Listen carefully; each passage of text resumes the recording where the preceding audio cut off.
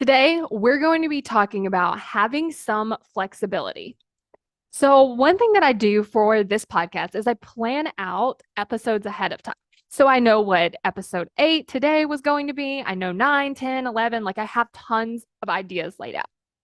And I could be really strict about it. And I'm like, okay, this is what it says for episode 8. So, this is what I'm going to record right now and follow it perfectly. But what I want to talk to you about today is just having some flexibility. So, what I start with when I sit down and record my podcast is I see the topic that I plan to record, but I actually start by asking myself, is there something I really want to share today? What do I want to talk about today? Is there something that's on my mind that I think would be, important for people to hear? So I ask myself that first. And the reason that I do that is because the thing that I really want to share today is going to be the most impactful based off of the way that I say it and the energy that I'm presenting it in. So, example, this episode was supposed to be something else based off of my plan. But then I realized what I was doing and I was like, you know what? This is what I want to talk about. And so that's what I decided to do. But here's the key. I'm not making myself wrong for doing that.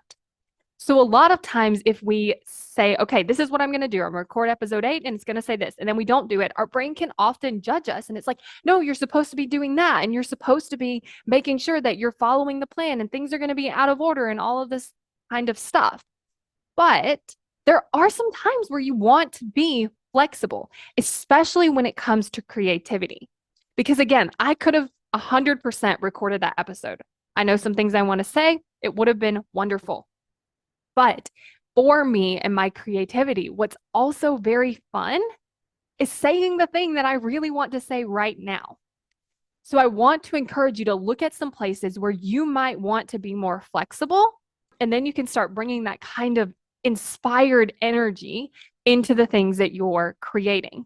And if you want to start creating more commitment in your life so that you can show up to do the things that you want to do and play around with this flexibility, then I encourage you to go to createcommitment.com to sign up for the waitlist for my course, How to Create Commitment.